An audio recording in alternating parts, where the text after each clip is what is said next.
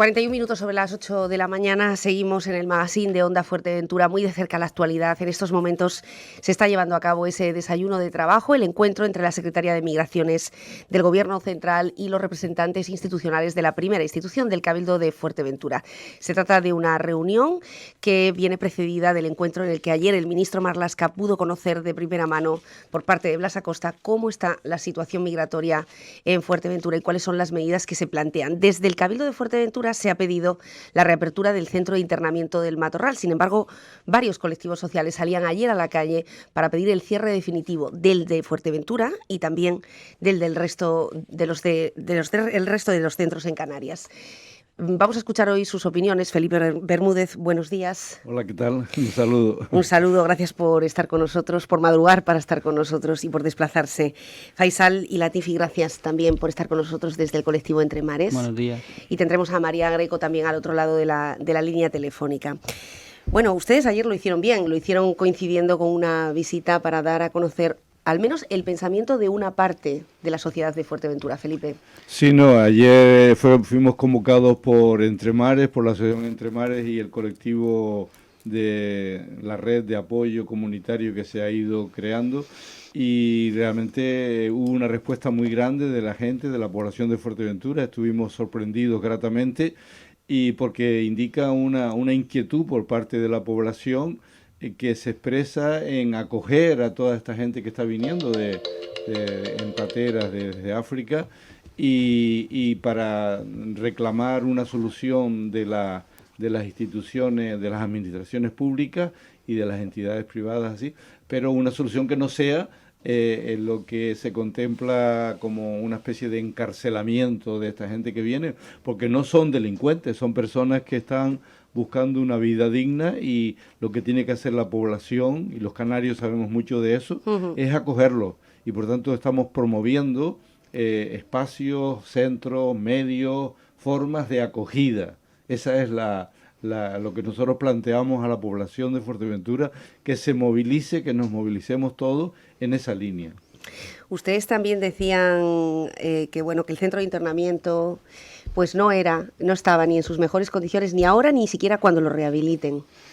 Pues sí, nosotros lo hemos dicho en varias ocasiones que este centro no cumple los requisitos mínimos para que cualquier persona pueda estar allí. Habrá cometido un delito o sin delito no puede estar allí, y menos los que no han cometido ningún delito, solo una falta administrativa al intentar llegar a Europa de manera administrativa regular, sin tener la documentación en regla, como decimos, sin papeles. Y nosotros hemos hecho esta concentración para que coincida con la llegada del ministro, y hacerla un día antes o un día después, en demostrar que nuestro rechazo a la reapertura del Matorral. Y aparte también tenemos el respaldo de la plataforma de Canarias Libre de Sí, que se puso en contacto con nosotros en el primer momento que salió en los medios la reapertura o la visita de técnicos para valorar el estado de este establecimiento. Y como he dicho en alguna ocasión, que yo tuve la ocasión de estar ahí en algún momento a visitar a una persona cuando estuvo abierto, y las condiciones están peores que en una cárcel. Entonces no me quiero imaginar cómo va a estar ahora estando cerrado un par de años. ¿Cómo han visto la planificación desde las diferentes instituciones de Fuerteventura en esta oleada de pateras? Bueno, nosotros una de las cosas que denunciamos es la falta de prevención, es decir, que ya se estaba hablando hace tiempo en Fuerteventura, hace 25 años que están viniendo pateras. Lo que pasa es que hubo una época en los últimos 8 o 10 años en que la cosa se suavizó porque cogieron más bien la ruta del Mediterráneo, ¿no? Por la situación de la guerra de Siria, por todo lo que sabemos, ¿no? Y últimamente se ha reanimado esta zona, esta ruta de Canarias, ¿no? Que por otra parte es más fácil en el sentido de que estamos a 100 kilómetros, somos un archipiélago africano, ¿no? Y entonces, pero esto ya se veía venir, ¿no? Y en ese aspecto yo creo que ha sido, a las autoridades les ha cogido como fuera de juego, sin previsión, y eso es lo que estamos viendo, ¿no? Entonces, de alguna manera hace falta, nosotros reclamamos que el Ministerio del Interior y todas las instituciones canarias y insulares se pongan las pilas y se pongan a trabajar, porque en gran parte lo que están haciendo la Cruz Roja, la Misión Cristiana Moderna, es suplir lo que tiene que hacer el gobierno. Entonces nosotros, la sociedad civil, no estamos para hacer lo que tiene que hacer el gobierno, en todo caso para apoyar, para complementar, para poner cosas que a lo mejor el gobierno no puede poner, pero no para poner los medios que tiene que poner el gobierno en alojamiento, en dinero, en ropa, en alimentos, todo este tipo de cosas. En ese aspecto, la impresión primera que tenemos es que ha habido un desbordamiento, pero como esto va a seguir, en principio parece que se prevé que va a continuar, lo que reclamamos es que todos nos pongamos de manera coordinada a trabajar, ¿no? Administraciones y sociedad civil, ¿no? Bueno, tenemos al otro lado a María Greco. Buenos días, María, bienvenida. Hola, buenos días. Buenos días. Decíamos que ustedes ayer pedían sobre todo una acogida digna. Es lo que está ahora mismo también comentando Felipe Bermúdez, ¿no? Que han tenido que ser ciertas asociaciones las que han tenido que coger el guante y atajar esta situación, porque no tenemos esa planificación a día de hoy.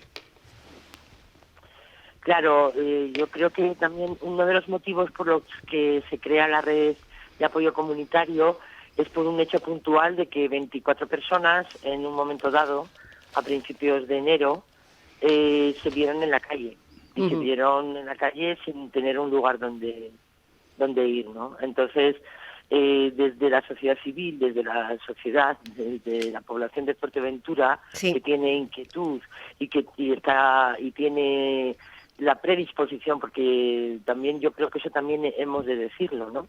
Yo creo que la actitud de las personas de Fuerteventura, de sus habitantes, de la ciudadanía, es positiva y es tendente a dar un asilo y una protección a estas personas.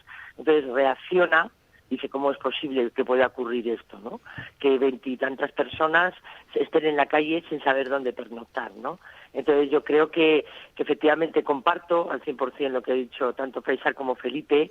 Es una cuestión no solamente de la ciudadanía, que la ciudadanía está para acompañar, para ayudar, para apoyar, que ciertamente a veces tenemos la rapidez y la inmediatez que no tiene la administración, que siempre es mucho más lenta en sus movimientos, pero no puede asumir qué es lo que está ocurriendo, no ahora. Yo creo que es un reflejo de lo que ha ocurrido en el ámbito migratorio en Fuerteventura y en Canarias y en la península también.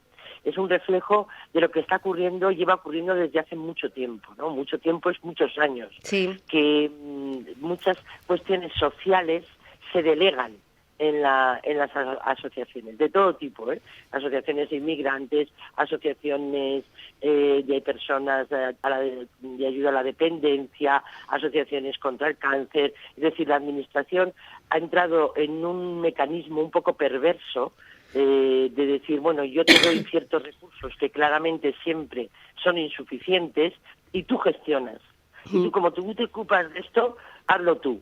Y esa no debe ser la manera. O sea, es decir, las asociaciones debemos estar efectivamente para acompañar, para dejar nuestro tiempo ahí, porque es nuestro compromiso con la sociedad y con las personas, y estaremos ahí. Pero tiene que haber una gestión conjunta. La administración no se tiene que limitar a darte una serie de recursos materiales o materiales en este caso, sino que tiene que estar contigo coordinando y interviniendo conjuntamente, porque si no ocurre lo que ocurre. Es decir, yo creo que lo que ha ocurrido en estos momentos es eso, es decir, no, aquí están llegando, bueno, que sea la Cruz Roja, que sea la Iglesia, que sea la otra asociación, no, pero eso yo creo que es un vicio que se ha instalado ya dentro de las propias instituciones, de que sean las asociaciones quienes estén pendientes y gestionen lo social.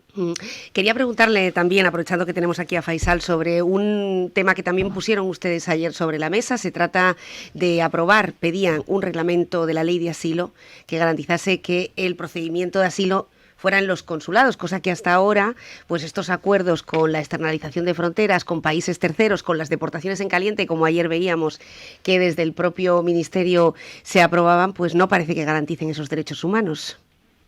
Vale. Pues claro que no. Sí. Y bueno, yo creo que reivindicar un reglamento de la ley de asilo después de 11 años que se publicó la ley, porque la ley de asilo y de protección internacional es del año 2009. Entonces, han pasado 11 años y todavía no está el reglamento. Entonces, el reglamento es básico para cualquier ley, no solamente para la ley de asilo, porque el reglamento te da las pautas de cómo tienes que aplicar esa ley. Porque a veces cuando hablamos, igual las personas que están escuchando dicen, bueno, ¿y qué es esto de reglamento? Es decir, una ley es una ley, contempla aspectos muy amplios de lo que regule. El reglamento es básico en toda ley, porque te permite a las administraciones responsables el saber cómo actuar. Es decir, tienen como un manual para decir, yo ante esta situación que dice la ley tengo que actuar de esta manera.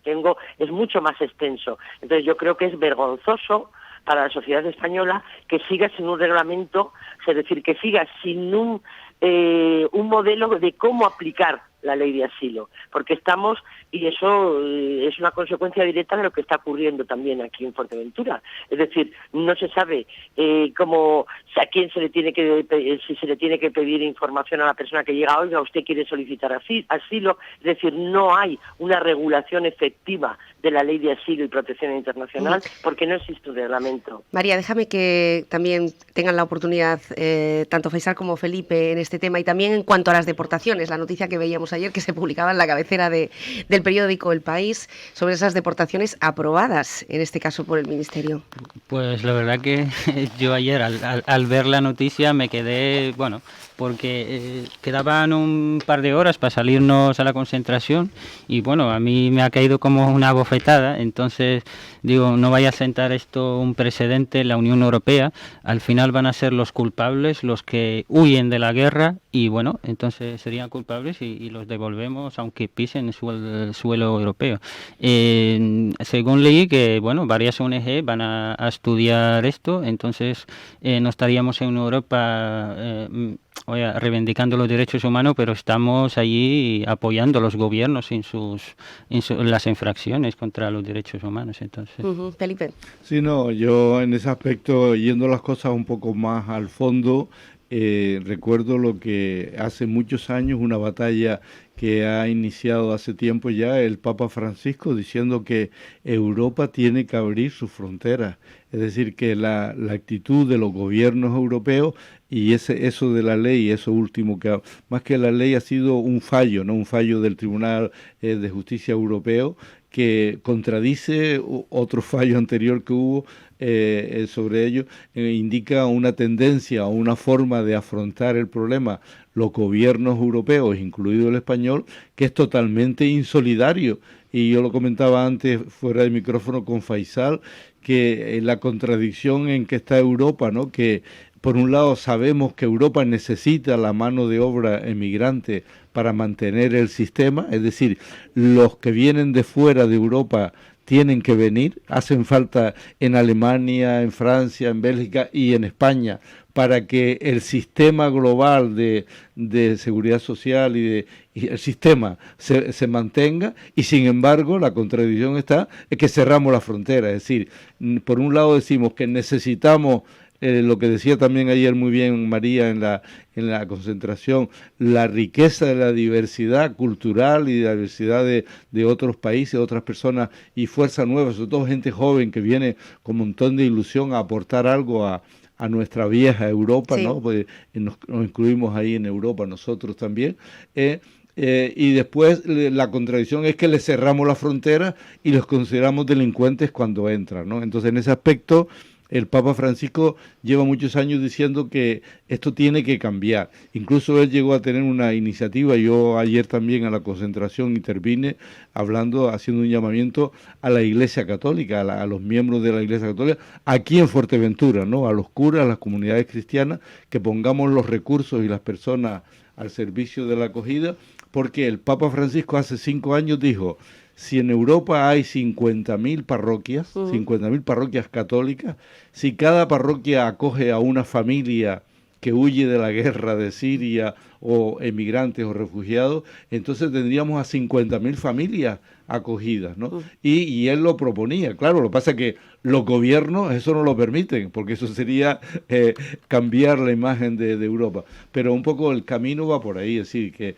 Y entonces, claro, lo que dice María es una muestra clara de la falta de voluntad política, porque si haces una ley y tardas 11 años y todavía no has hecho el reglamento para que esa ley se pueda hacer efectiva, pues estás queriendo decir, esa ley no se puede... Sí, es papel mojado, básicamente. Nos quedan 2 minutos de programa. María, ¿qué esperamos hoy de la visita de la Secretaría de Migraciones, a pesar de que ustedes no hayan sido invitados? Pues esperamos que se ponga en contacto con la realidad, porque yo creo que las visitas, primeramente las visitas están bien, hay que acogerlas, a quien viene a verte hay que darle una acogida, pero que no se queden visitas solamente. Yo creo que no, si hay la intencionalidad de venir al terreno para ver lo que ocurre o lo que está ocurriendo en la isla, pues bienvenida, ¿no? Simplemente que no se quede en una visita, ¿no? Sino que de aquí, de esa experiencia de entrar en contacto con la isla y con la situación migratoria de la isla, se tomen medidas efectivas y ya. Y que también yo creo que vea lo que ayer se denunciaba en la concentración, ¿no? Esa falta de coordinación y que traslade a las autoridades responsables de la isla, a los gobiernos de la isla, tanto municipales como insulares, esa necesidad de una coordinación. No sé si quieres añadir algo. Bueno, lo que quería añadir que también en su visita lo que queríamos es que también los recursos humanos, por ejemplo, la policía de extranjería, porque yo tuve la ocasión de hablar con un senegalés que habla un poco francés y me decía que habían solamente 2 funcionarias atendiendo casi 20 y pico personas. Entonces también tendrían que ver la posibilidad de que en algún momento puntual se pudiera desplazar gente de otras islas para poder atender, porque tiene que agilizar el proceso para no estar más de 72 horas ahí en la policía. Y bueno, esperemos que esta visita nos traiga buenas noticias. Esperemos. Sí, y que de alguna manera, como está diciendo María, haya una coordinación mayor entre las instituciones públicas y las entidades privadas y la población de Fuerteventura, que Canarias siempre ha sido un país de emigrantes y ahora tiene que ser un país de acogida, ¿no? Es lo que nos toca en este momento. Gracias, Felipe, muchas gracias, Faisal, muchas gracias, María Greco, al otro lado del teléfono. Y nosotros nos vamos cuando son las 9 de la mañana y nos vamos precisamente a conocer las declaraciones, o por lo menos esas primeras intenciones de la Secretaría de Migración, donde va a dar esa primera rueda de prensa en el Cabildo Insular de Fuerteventura. Buenos días.